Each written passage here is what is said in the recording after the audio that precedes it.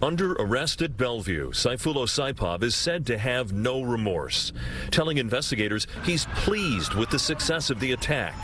His pleasure, a source of great pain to those who witnessed the bloodbath on the bike path. All of a sudden, I see a white truck just 60 miles an hour speeding down the bike trail, and then I hear boom, boom, boom, boom, and I look up and there are bike pieces in the air, there are body parts flying, and I froze. What am I supposed to do? Nayali Naboa says she cannot comprehend the twisted motivation behind the attack, but hundreds of investigators are working 24/7 to do just that. We're working hard to get to the bottom of exactly what happened yesterday and why.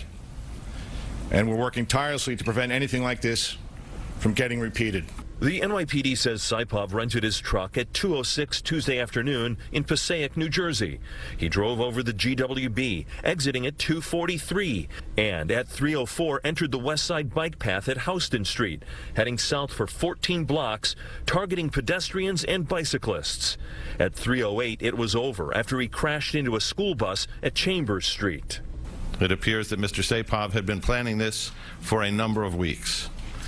He did this in the name of ISIS. Deputy Commissioner Miller says Saipov left handwritten notes in Arabic in the truck, pledging himself to ISIS. Investigators believe he read and closely followed instructions in this article from an ISIS publication, spelling out how jihadis should use trucks to commit terror attacks. And they've tracked Saipov's recent movements using E-ZPass and license plate reader records, leading investigators to believe he'd come into the city several times to check locations as he planned the attack. This was the actions of a depraved coward. There is no grand statement to what was done. It was the act of a coward.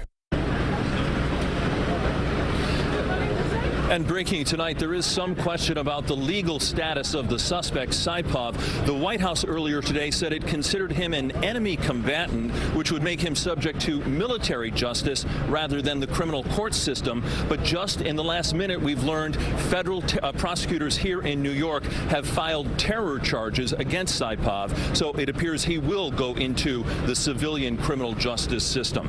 Everyone always wants to know, was this guy on the radar screen of investigators? Well, CBS News is reporting in 2015, Saipov was known to the FBI as an associate of subjects in a terror probe, but he was not a focus or a target at the time. Live in Lower Manhattan, Tony Aiello, CBS 2 News.